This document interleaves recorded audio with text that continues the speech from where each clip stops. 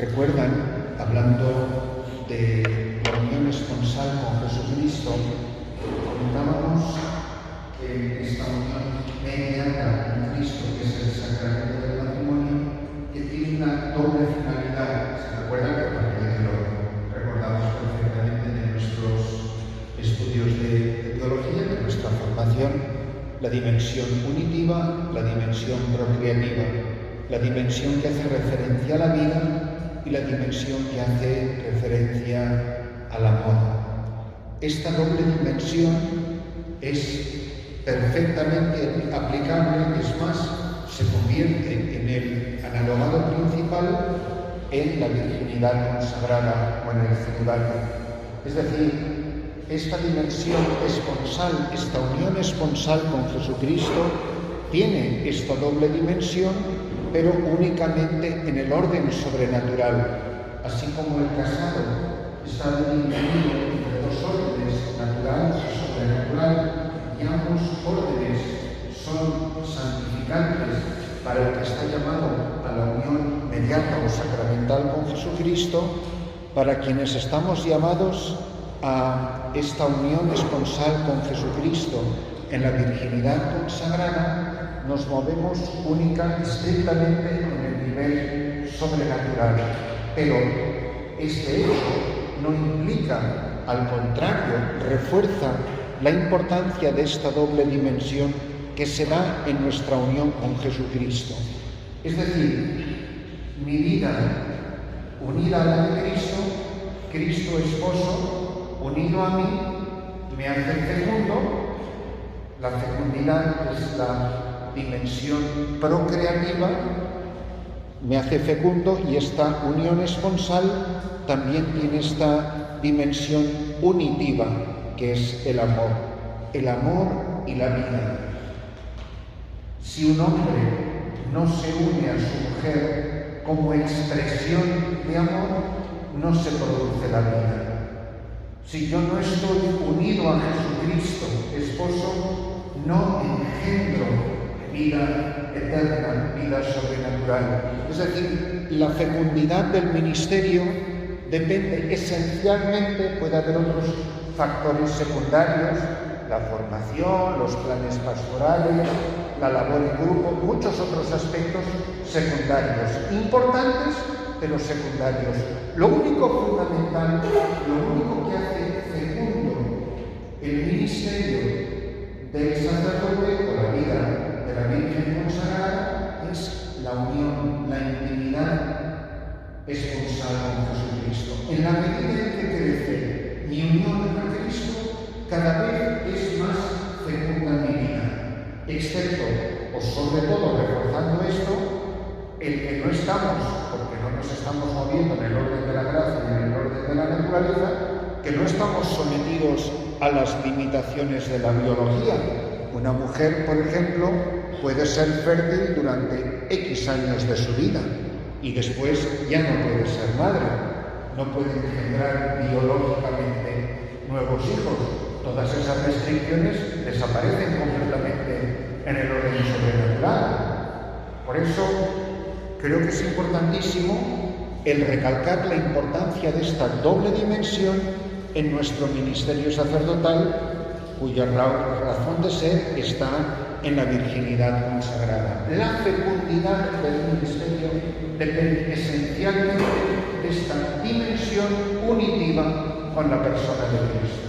Sin mí no pueden hacer nada. Como el sarmiento está unido a la vid, como un sarmiento se queda estéril cuando se corta, se secciona del tronco que es la vid, y así no recibe la savia que le da vida, de la misma manera, si no es unido a Jesucristo, es imposible que se engendre vida sobrenatural.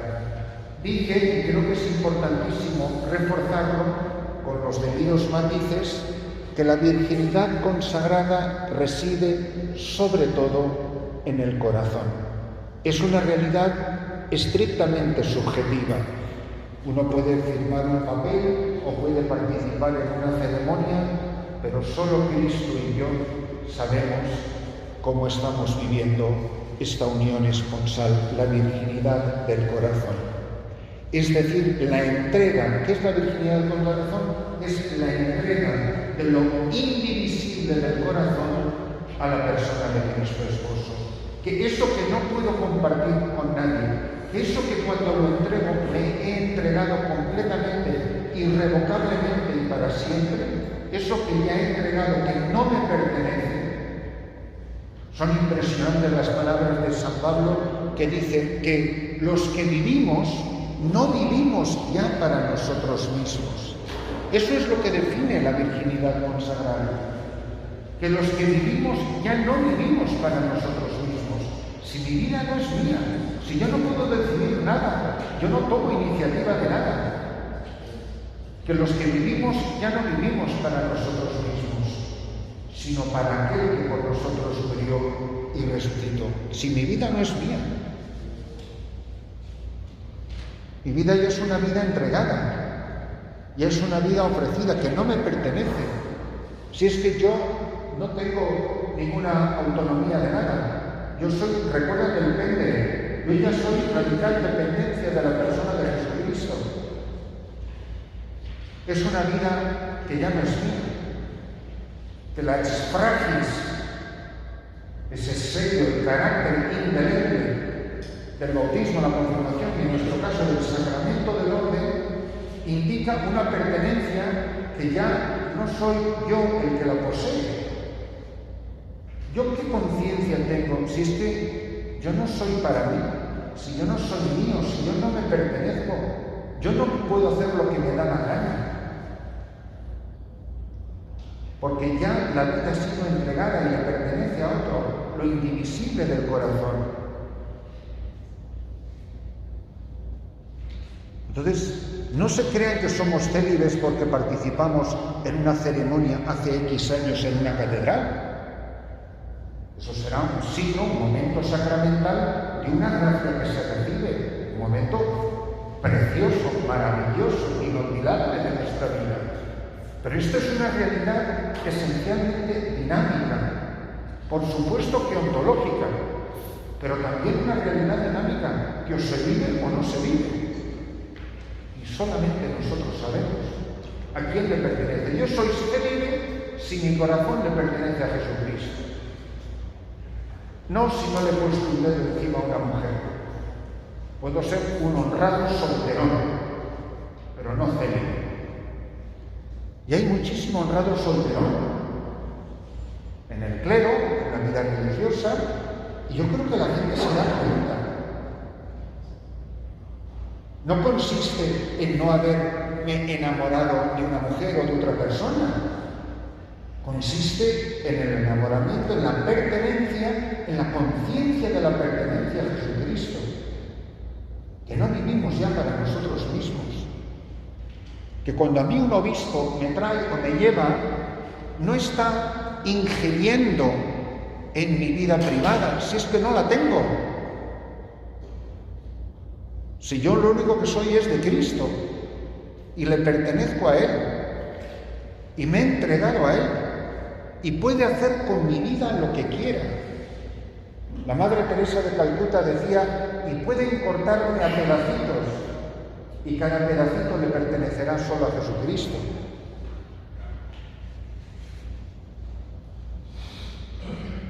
Entonces, esta fecundidad ministerial, ¿de qué depende? ¿Por qué los santos producen tanta santidad y tanto fruto y tanta gracia? Aquí en esta región han tenido santos colosales, incluso en el episcopado. Ustedes lo saben. Y eso marca un territorio, marca una diócesis, la fecundidad de un santo.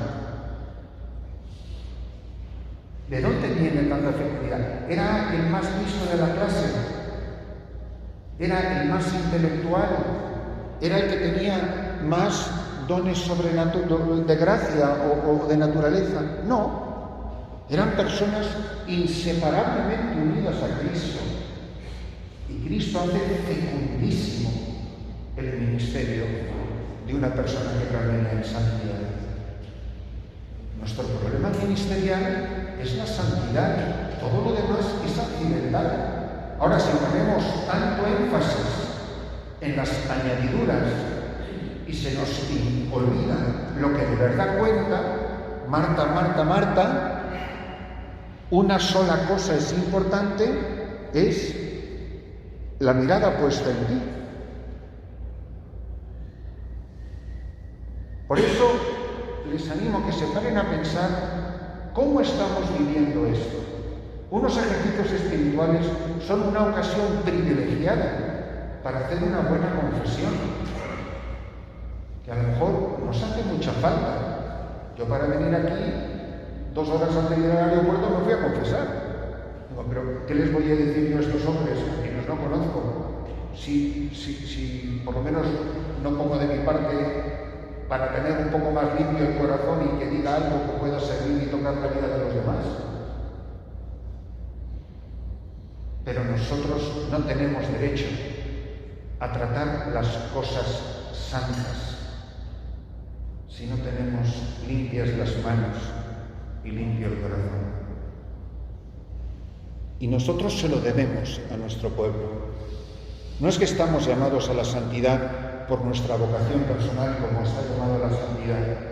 Es que de mi santidad, de mi unión a Cristo, depende la vida de muchas personas. Y la salvación y la santificación de muchas personas dependen de la santidad de ustedes y de la mía. Que si yo fuera más santo, produciría mucho más fruto en estos ejercicios espirituales, no lo duden. Vergüenza me da a mí mi propia vida. Pero de verdad, vivimos en la santidad que se merecen las gentes que nos han confiado. Muchas veces no se nos cae de la boca la palabra pueblo, porque el pueblo, porque los del pueblo, porque estamos con el pueblo. Pues si usted de verdad quiere estar con el pueblo, lo que más necesita, lo único que necesita el pueblo es nuestra propia amistad con Jesucristo. Que este sacerdote es de verdad un hombre de Dios, en quien brilla la presencia de Cristo, la santidad de Cristo, el santo de todos los santos, que no es irrelevante cómo celebramos unos sacramentos, que es una tragedia y un sacrilegio celebrar la misa en pecado mortal. De ahí se deriva una fecundidad grandísima. Y fíjense cómo en esto la relación Cristo-Iglesia o la persona misma de la Santísima Virgen María nos ayuda a entender esta realidad muy profundamente. Así como en el orden biológico, la maternidad es lo que pone fin a la virginidad biológica. Una mujer virgen no es madre, y si una mujer es madre, si tú sabes que esta mujer tiene hijos, sabes que no es virgen. Es decir, la virginidad termina donde empieza la maternidad. En nuestro caso es todo lo contrario. Fijaros qué maravilla. Es precisamente la virginidad la que hace a esa mujer o a ese hombre ser madre o padre. En otras palabras, para nosotros, nosotros somos tan católicos desde la cuna que podemos decir estas dos palabras juntas y no le vemos contradicción ninguna. La Virgen Madre. ¿No decimos tantas veces a María? La Virgen Madre. La Virgen Madre. Oiga, ¿cómo que la Virgen Madre? Cualquiera que no sea católico diga, oye, ¿qué quedamos? ¿O Virgen o Madre? Pero las dos cosas juntas, ¿no? Y dice, sí, pues no juntas. Es más, lo que a mí me hace fecundo es la virginidad, mientras que la fecundidad biológica es precisamente la no virginidad biológica. Cuanto más virgen, más madre, cuanto más virgen, más padre. ¿De qué depende la santidad, la fecundidad de mi ministerio? De la virginización de mi vida. Y esto es muy serio, y esto es gravísimo.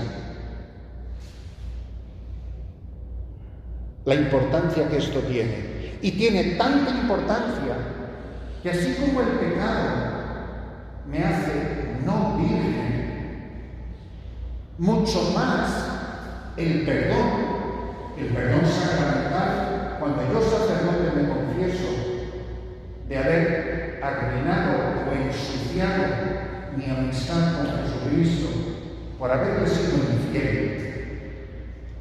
¿Qué hace el perdón de los pecados? ¿Qué hace la misericordia del sacramento? Me vuelve a virginizar. No sé qué cosa tan bonita. Así como no se puede recuperar la virginidad biológica perdida, salvo milagro, lo que hace el perdón es virginizar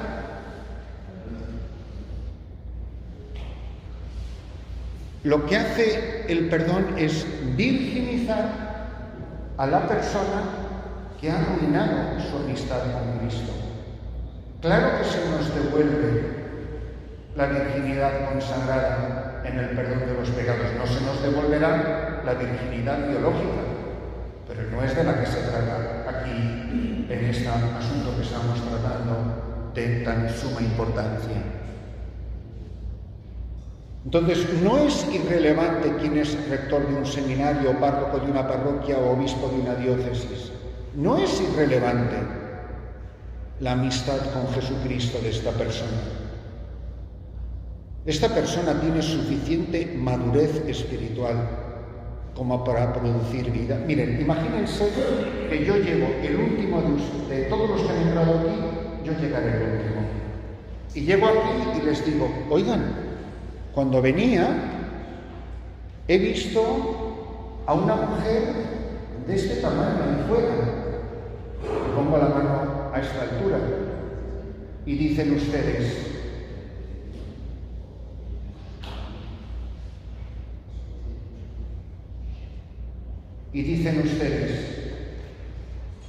¿una niña? No, le digo yo, porque le he preguntado y me ha dicho que tiene 30 años. Ah, no es una niña, es una enana. Miren, no es lo mismo ser niño que ser enano, aunque tengas la misma estatura. Que cuando un sacerdote joven empieza la vida ministerial, sea niño en algunas cosas, es lo que le corresponde en esa etapa de crecimiento espiritual. Que lleve 20 años en el ministerio y siga siendo de la misma estatura que cuando salí del seminario. Ya no soy un niño, queridos, soy un sacerdote enano. Miren, si vamos a tener un presbiterio lleno de enanos, en vez de una diócesis, monte un circo.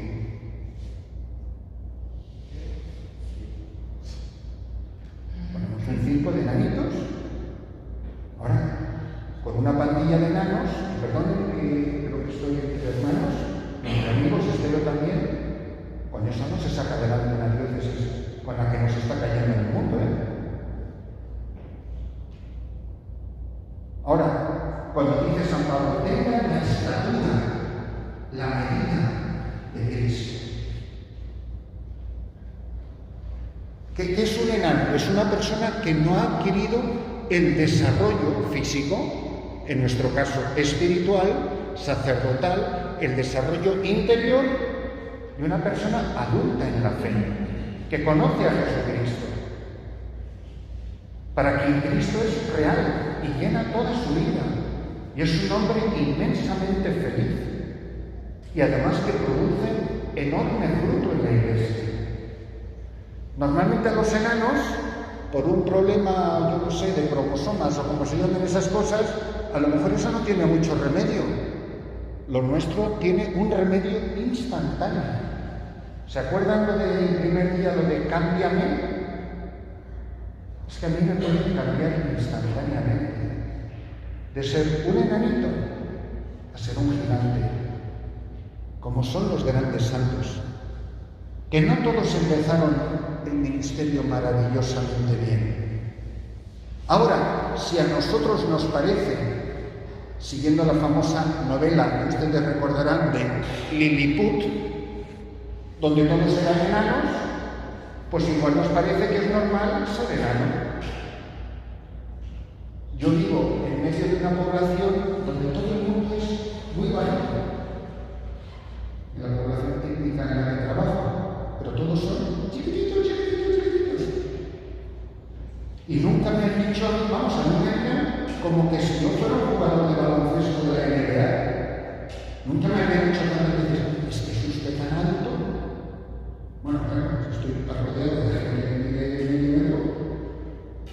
Bueno, étnicamente no pasa nada. El problema es cuando eso se traduce así en la vida espiritual. Ahora, si nos parece normal que todos nos quedemos enanitos en la vida espiritual, así no se saca adelante una diócesis, ni se saca adelante una iglesia. Pero mucho peor aún, a lo mejor el enanito era muy buen estudiante, tenía muy poca vida espiritual, pero sacaba muy buenas notas en el seminario. Este era brillante, a Roma a estudiar. ¿Con qué criterios se manda la gente a Roma a estudiar? ¿A Roma o a la Patagonia? ¿Por los resultados académicos? ¿Cuánto enano he conocido estudiando en Roma? Ahí sí que se pueden ver ciertos. Pero claro, como vuelve con el título, ¿qué le vas a mandar? A la sierra, que vaya tu tía. Como me contaban ahora en la diócesis, de uno que acaba de llegar a estudiar, gracias a Dios no me sé el nombre, o sea que no puedo estar denominando a nadie. Acaba de volver a estudiar y viendo el señor obispo, que voy a tener bastante ojo, que este tenía un pavo real, dice, sí, te acabas de llegar de Roma, a la sierra que te vas. Y lo mandó a la sierra. Y bueno, el hombre fue.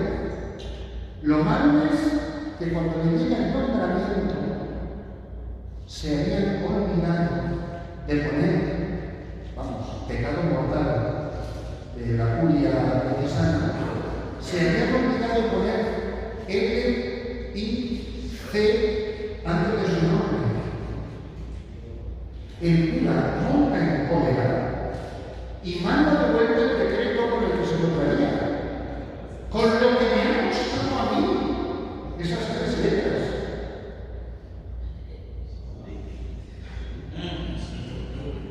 Perdónenme, son historias de la vida real. Son historias de la vida real. Un enano que no se sabe dónde le cambia tanto ego. ¿Por qué? Y yo ya ni dudo ni digo ni lo suelo de vuelta porque me han pero me han notado porque lo ha sufrido. El que se le olvidó poner esas 3 letras cuando dio el decreto. Ahora, a lo mejor fue el error del que lo mandó, porque seguro que no se convirtió en enano en Roma. No sé ni siquiera si estudió en Roma, podía ser en otro sitio. Ah, mire, ahora sí me están escuchando, ahora sí me están mirando todos así con los ojos como láser. ¿Saben por qué? ¿De dónde creen que vienen todos estos problemas? Todos esos son problemas del celibato. El que está llenando el vacío de su corazón con un decreto y con 3 letras.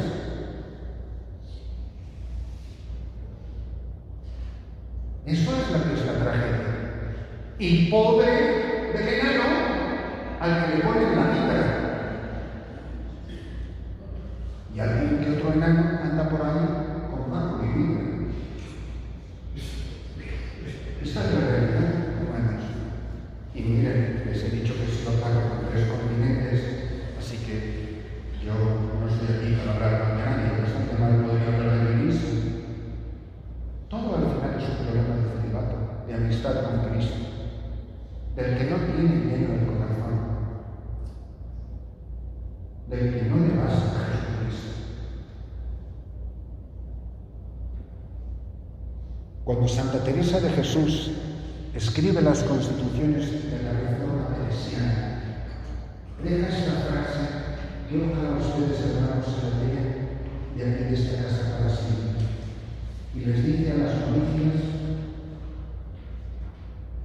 3 palabras: solo os pido que me améis. Solo os pido que me améis. Al final de la vida, todo esto se pasa aunque vuela. Y miren, y creo que me van a entender la expresión, estoy entre hermanos, la Iglesia es muy cruel. La Iglesia no se acuerda jamás de los pavos reales. Aunque en su tiempo era lo más de la Iglesia de un país o de la Iglesia del mundo mundial. Subiendo a la Universidad Urbaniana de Roma, hay una placita diminuta, feísima, llena de hierbajos, muy descuidada, pero hay a la entrada de la universidad una placa de mármol dedicando esa placita diminuta, ridícula, que cabría a lo mejor aquí arriba, una cosa de nada, y ponía en unos latines emperifollados: eminentísimo cardenal, arzobispo de Papadín, por supuesto no en italiano, que me faltaba más, y me acuerdo siempre pensando, ¿quién sería ese tipo? Pues debería ser bastante importante para que en Roma le dedicaran una plaza, aunque fuera pequeña. Me imagino que cuando pasaba él, hacía reflexión la gente entera, las calles enteras, con una capa de aluminio de 5 metros. Oye, no lo recuerda ni la madre del país. Pero ¿saben de quién sí se acuerda la Iglesia? La Iglesia sí se acuerda de una niña esclava que fue comprada y vendida bastantes veces y que es patrona de su Padre Jesús, y ustedes han escuchado su nombre, Santa Josefina María. La Iglesia se acuerda de una niña esclava y lo pone en los misales y honra su memoria. La Iglesia no se acuerda ni de los enanos ni de los pavos reales. Se acuerda solo, hace memoria obligatoria o se dice emotiva o de libre elección, memoria libre o memoria obligatoria, hace memoria de los santos y de los demás. Miren, si quieren que se lo diga de una manera muy sencilla, cuando tú te mueras, ¿qué día quieres que te celebre? ¿El 1 o el 2 de noviembre? Dígame que no es una pregunta. Yo voy a ser de los del 2 o de los del 1. O sea, yo tal como voy jugando, a mí me encanta el fútbol, por eso no tengo televisión. Porque si no estaría todo el día sentado delante de la tele. Y como conozco mis debilidades, prefiero protegerme. Si la vida fuera un partido de fútbol, ¿qué dura cuánto? Entero el partido, si yo no puedo ni penales. A ver, pues si la vida fuera un partido de fútbol, ¿tú en qué minuto con la edad que tienes estás en el partido? Porque yo ya voy a quedar de segunda rama. Y yo quiero ganar ese partido. Las palabras del apóstol: corran para ganar. Corred para ganar.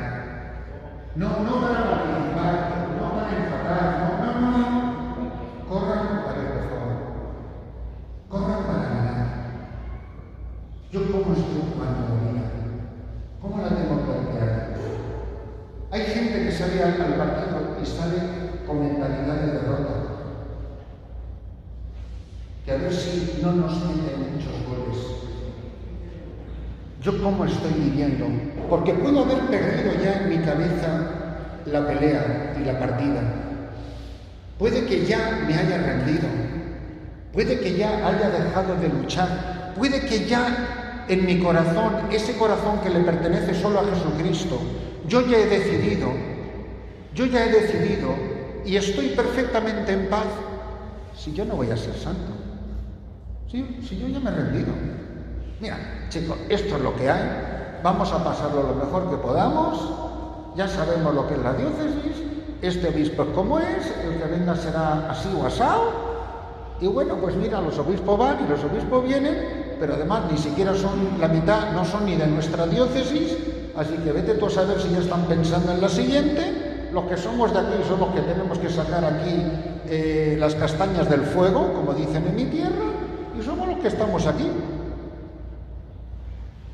Y esto es lo que hay. Miren, eso es una diócesis llena de enanos. Ahora, si vamos a ser hombres que quieren caminar en santidad y quieren que su vida sea fecunda, es la unión con Cristo, la amistad con Jesús, el cómo celebras la misa, cómo te entregas a la gente, cómo celebras los sacramentos. No quiero decir más hablando de la oración, porque espero que llegaremos mañana o pasado, el día que sea, a hablar de la oración. Yo muchas veces me pregunto, ¿cuándo ha sido la última vez que nuestros feligreses nos han visto rezar? ¿Cómo es el responsorio breve de las segundas vísperas del común de pastores?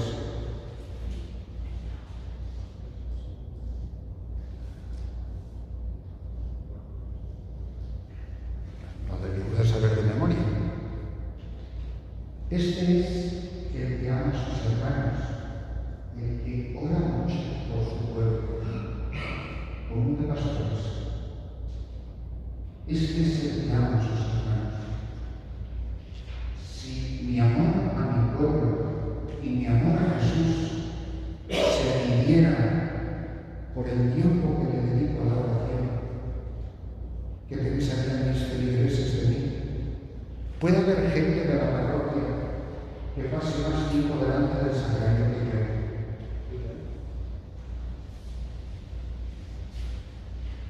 Pues ya me hablo.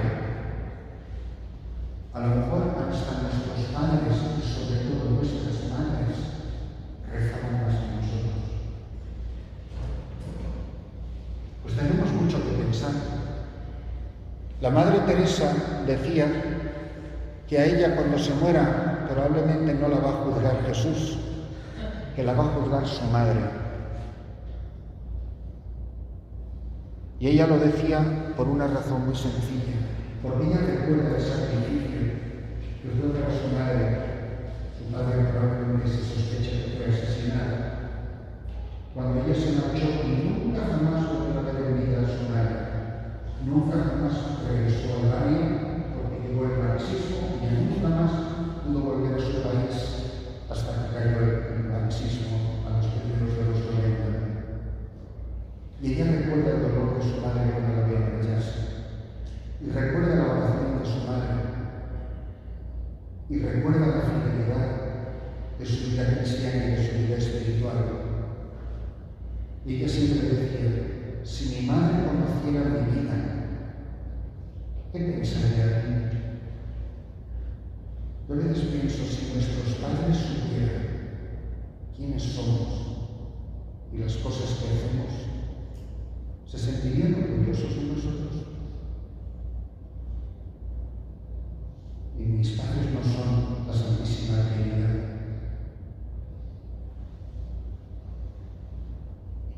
¿Qué pensarían nuestros padres? ¿Se sentirían orgullosos? ¿Se sentirían avergonzados? ¿Qué pensarían? El juicio de una madre es tremendo.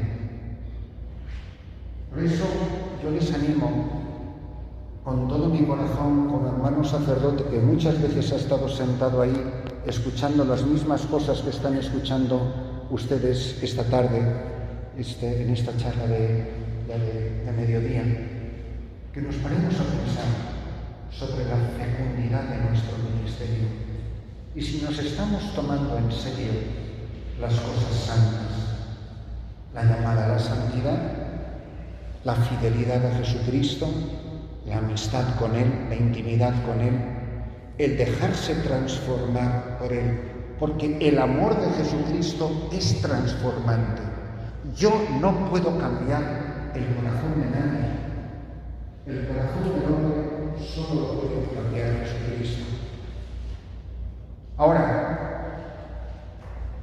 decía San Ignacio de Loyola, cuando él recordaba su infancia, él recordaba que en su pequeño pueblo, en el País Vasco, con los Azpeitia, cuando él era niño, él pasaba siempre por delante de la casa del herrero.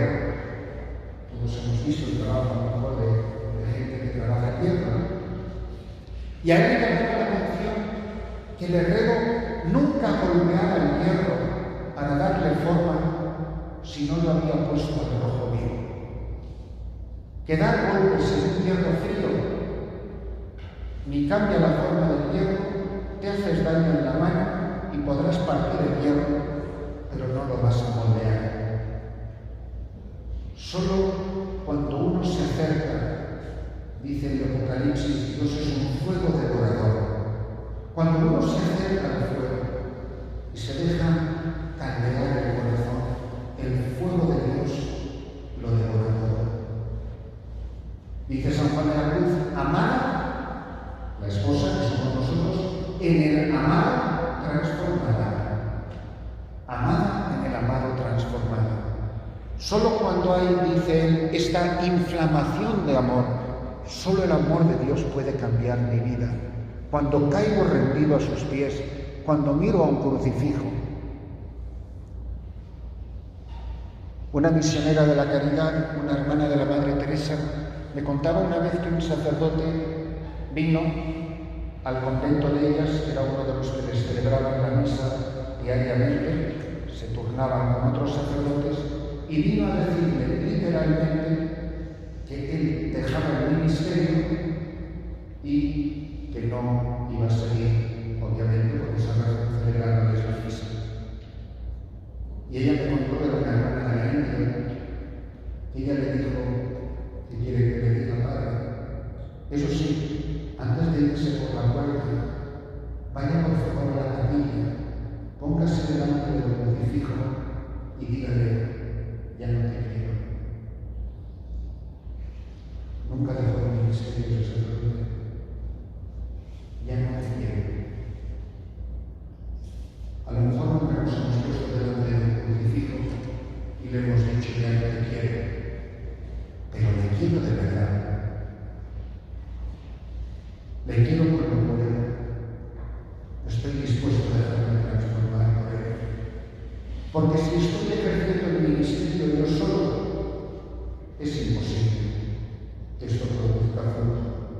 Por más habilidoso, por mejor organizador, por mejor que lleve las cosas, por más programas de computadora, da completamente igual. Tendremos muchos grupos y muchas actividades, pero como dicen en mi tierra, mucho ruido y pocas nueces. La fecundidad no depende de eso, nada más que depende de la santidad. Que la Iglesia garantiza la validez de un sacramento. Miren, a base de sacrilegios no se santifica una parroquia. El pan se convertirá en el cuerpo de Cristo. Lo garantiza la Iglesia si es pan de trigo y vino de uva y el hombre tiene intención de consagrar. Ahora, con el corazón sucio, esa misa no va a producir mucho fruto. Si yo no tengo esperanza de que mi vida puede cambiar y que mi amistad con Jesucristo puede quedar transformada, ¿qué esperanza voy a tener en que esta misa, que no me creo que va a cambiar mi vida, va a cambiar la vida de esta gente? Y si yo no celebro misa para que la gente cambie, ¿para qué la celebro? Pues yo creo que tenemos mucho que pensar, hermanos, y pararnos a pensar qué estoy haciendo y sobre todo cómo lo estoy haciendo. Porque hacer cosas que yo no creo que sirvan para nada, si yo no me creo que cuando yo predico es Cristo quien habla, Si yo no me creo, que lo dice ese corazón del concilio, que la homilía es parte de la palabra de Dios, si yo no me creo que por mis labios está hablando el mismísimo Jesucristo con el fuego del Espíritu que puede cambiar la vida de esa gente, ¿qué fruto va a producir? Ahora, si yo salgo ya a predicar derrotado, perfectamente convencido de que el que sabe es el mismo que entró, hacer cosas inútiles debe de ser bastante descolorido.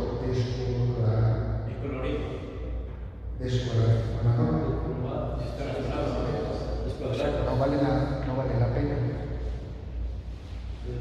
Por eso, qué importante es que nos paremos a pensar el modo de hacer las cosas, el tratar santamente las cosas santas, porque de la vida nuestra, de la amistad con Jesucristo, depende la vida y la amistad de tantas personas. Quizá lo más bonito que les he dicho ahora en esta charla es: recuerden, la virginidad del corazón, a diferencia de la virginidad biológica, se recupera por el perdón de los pecados y la misericordia de Dios. Y yo puedo salir de estos ejercicios virginidad transformada.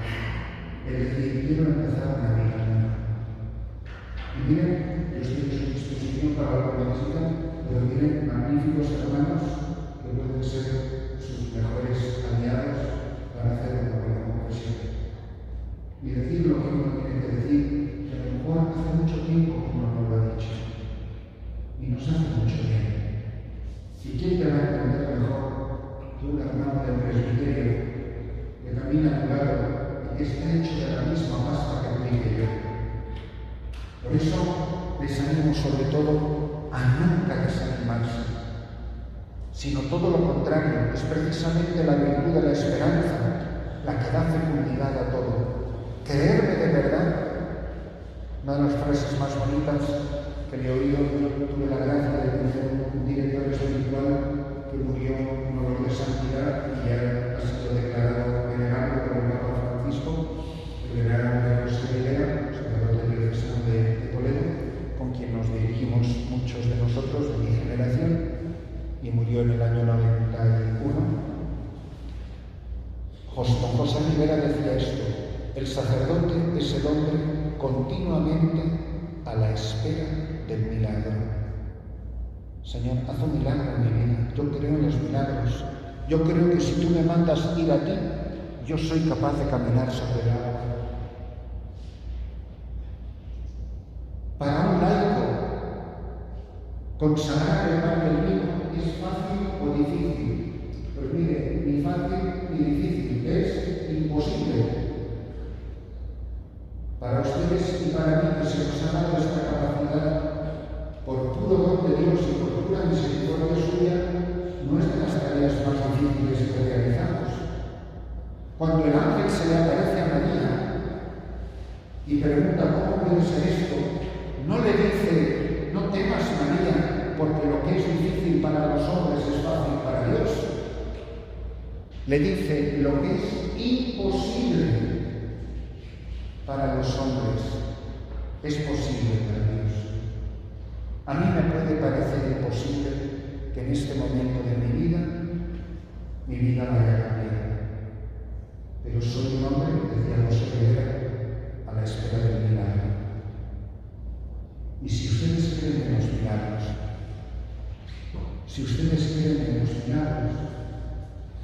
a mí una de las cosas más bonitas que me encanta de este país, que parecerá una cosa ridícula, es cuando viene la gente al final de la misa para que les eches el agua bendita.